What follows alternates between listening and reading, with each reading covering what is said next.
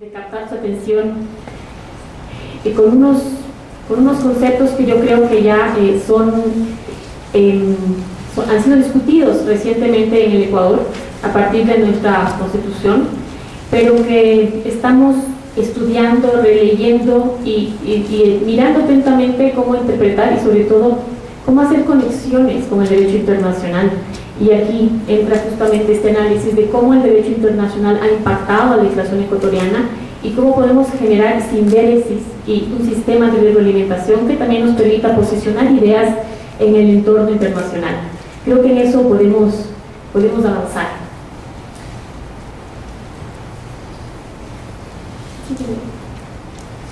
Bueno, luego de un periodo de desarrollo normativo intenso en el Ecuador, y diría que comenzando en la década de los 70, pero agudizándose en realidad en los 90, hemos llegado a un momento, yo creo que cúspide del desarrollo normativo. Yo creo que hemos completado las áreas de regulación, nos faltarán ajustes, pero tenemos básicamente legislado todas las áreas que nos competen y sobre las cuales tanto hemos adquirido compromisos internacionales como socialmente se demanda atención. Sin embargo, en este momento creemos que es importante justamente la reflexión y hacer un análisis sobre la institucionalidad ambiental construida y ver de aquí a dónde vamos, a dónde está yendo el derecho ambiental en el Ecuador, qué pasos son los siguientes y cómo enfrentar el compromiso que tiene la sociedad y el Estado con las garantías de los derechos que tenemos vigentes. Es importante también y sobre todo en el momento actual construir una dogmática propia, es decir, tenemos una doctrina que hemos construido en la nueva Constitución, tenemos una filosofía de Estado que es el buen vivir y necesitamos adentrarnos en el significado de estos conceptos que todavía son evocaciones, pero nos falta leerlos adecuadamente, interpretarlos y sobre todo hacer conexiones con la legislación tanto existente a nivel internacional como la legislación que también permitirá operativizará la implementación de estos criterios. Entonces es importante justamente la reflexión y creo que el momento es sumamente oportuno. Y sumamente oportuno para mirar lo que pasa en el derecho internacional. Yo creo que aquí una autocrítica, quizás como país y como un movimiento ambiental necesitamos conectarnos más con el debate internacional. En los últimos años hemos estado muy focalizados en lo que pasa dentro del país, mirando la evolución de ciertos temas a nivel ambiental, muy entretenido y muy rico, pero estamos dejando pasar una coyuntura importante justamente para liderar, como decía Sheila hace un momento en su video, para que la región latinoamericana pueda poner también conceptos en el debate internacional. Y creo que ahí podemos hacer un esfuerzo y reconocer, digamos, el rol del derecho internacional, que en este momento es importante leerlo adecuadamente. Desde la coyuntura política e institucional que tenemos vigente en el Ecuador, como dentro de los principios y la doctrina que ha aportado a la regulación ambiental o a la norma ambiental en el Ecuador. Reconocemos un rol que está activo internacionalmente, sabemos del programa de Naciones Unidas, cómo avanza en la discusión de ciertos temas y obviamente coloca en el debate, como sabemos ahora, conceptos nuevos como el que mencionaba Verónica, como la economía verde y las implicaciones de perseguir o ir hacia un sistema de economía verde. Siguiente. Tenemos entonces nosotros que mirar, y este es el ejercicio de reflexión al que invito, mirar lo que tenemos a nivel internacional. Tenemos por un lado los principios de Estocolmo, que son la base, diría yo, el surgimiento de esta doctrina ambiental, que si bien a veces ha sido un poco criticada por ser solo soft law o normas declarativas que impulsan compromisos meramente morales, pero falta a veces un nivel de coercitividad, ciertamente ha dado origen a un rico nacimiento de legislación en los países en general, particularmente vemos esto en Latinoamérica. Dos conceptos quizás en los principios de Estocolmo que siguen estando vigentes y que han dado mucho que hablar, especialmente lo hemos retomado, el concepto de soberanía sobre los recursos naturales, el principio 21, que es un principio que está vigente en nuestra legislación ahora, quizás con más fuerza que antes en la propia Constitución, y También le llamo la atención sobre el principio 1 que hablaba de que el hombre tiene derecho fundamental. ¿Y esto por qué lo traigo a colación? Porque es importante ver el salto, ¿no? Cómo ha evolucionado el derecho ambiental desde lo personal, desde el derecho humano, al derecho social, al derecho de la comunidad o de los seres humanos, y ese salto se refleja en la doctrina internacional también, y nosotros lo hemos acogido en nuestra legislación constitucional particularmente. Vemos después los principios de Río, una riqueza bastante grande en desarrollo dogmático, que hemos visto un aporte y muchos países de la región los hemos acogido, no solo a nivel de iniciativas de trabajo, pero en la legislación los hemos desarrollado. La noción del medio ambiente como un derecho colectivo, una noción ecosistémica sobre el ambiente, y no solo, digamos, alejándose de la noción individual del ser humano propiamente, y la noción de intergeneracionalidad, del desarrollo sostenible como una doctrina que los países persiguen en su aplicación de su desarrollo económico, la eficacia normativa, que es quizás uno de los temas más tratados hoy, obviamente temas como la reparación ambiental, que se ha reconocido mucho, sobre todo en jurisprudencia, acceso a la información pública, un concepto sumamente debatido últimamente, en los últimos tiempos en la región. Nosotros tenemos legislación ya sobre el tema, los conceptos de evaluación ambiental y, en fin, reconocimiento del rol de las comunidades y precaución. Hay muchos temas que la Constitución misma que tenemos vigente hoy, tanto la que tuvimos en el 98 como la que tenemos en el 2008, ha recogido directamente del derecho internacional. Estos principios lo vamos a ver reflejados en la Carta Política. Entonces, la importancia que tiene la reflexión sobre a dónde vamos con la inserción de principios que ciertamente nos guían en la política pública ambiental, pero que deben ser un principio de acción. Y ahí es donde estamos en este momento, iniciando, retomando para lograr esos principios, convertirlos en estrategias que se consoliden. En fin, un repaso de los principios que tenemos en el derecho internacional y que los hemos adoptado. Quizás algo del principio de contaminador-pagador, que todavía no ha sido desarrollado suficientemente a pesar de estar expresamente contenido en legislación. Yo diría que los demás principios están presentes en la legislación constitucional y además en la legislación secundaria. Entonces, la primera pregunta es, si nuestro derecho, si nuestra base normativa surge de la evolución del derecho internacional, ¿cómo estamos nosotros obligados a contribuir al debate internacional y a seguir desarrollando esa doctrina que estamos aplicando en el país?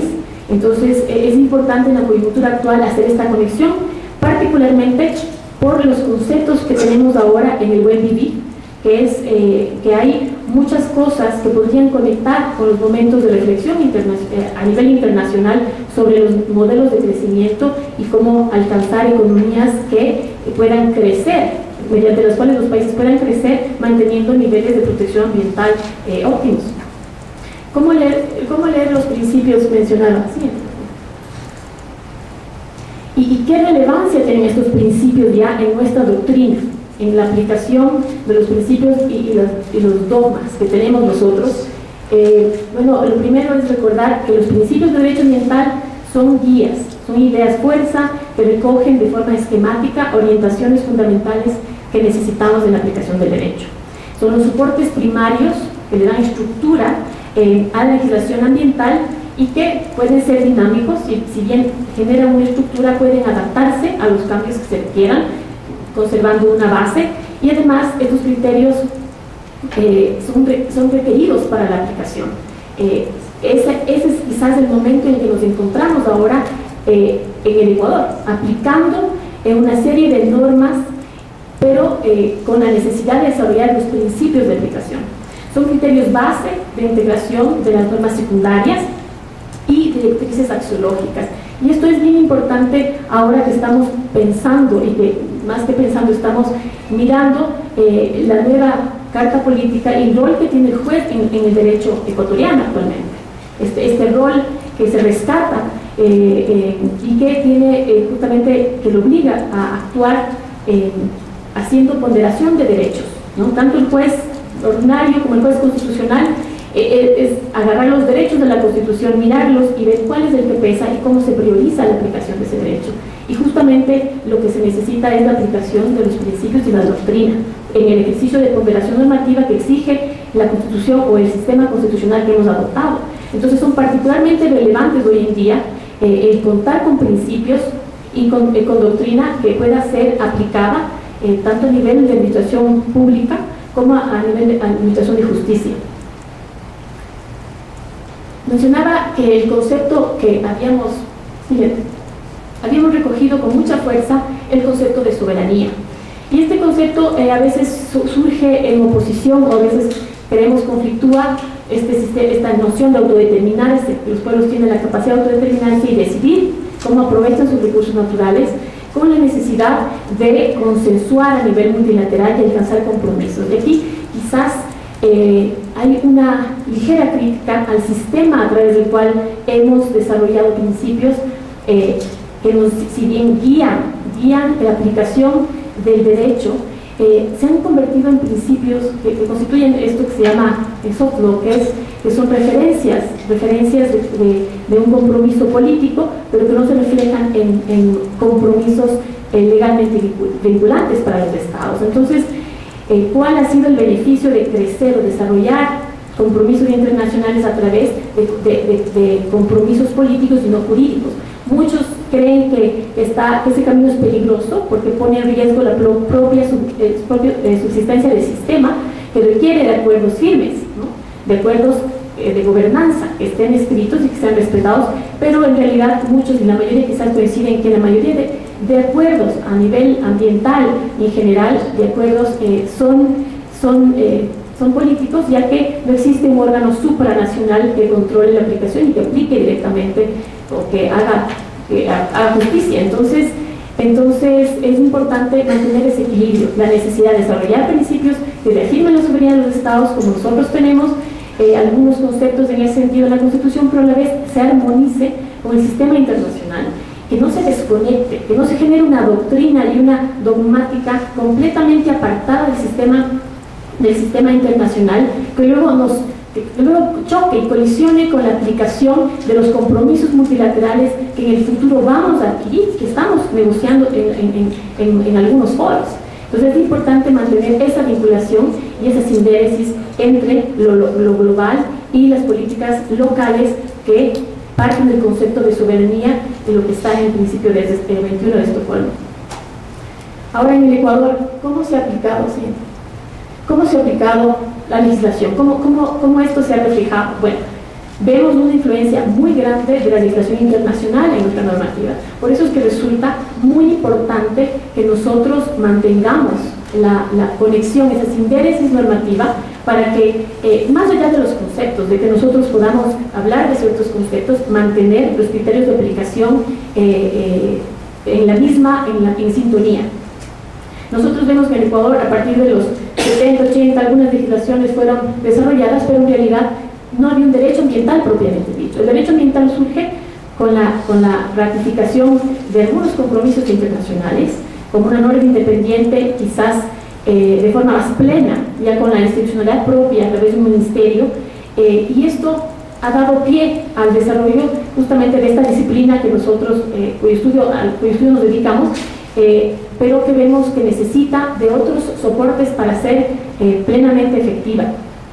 Vemos en el desarrollo constitucional ecuatoriano algo de lo que, digamos, hemos visto de la evolución que ha tenido, pero no es sino hasta la Constitución, digamos, quizás del 98, 2008, que hay un poco más de claridad, y en el 2008 quizás con mucha más evidencia el tema de tener un sistema de tutela fuerte por parte del Estado, de garantías que permita la aplicación de estos derechos que estamos hablando, y que en su mayoría, disculpen que pase tan rápido,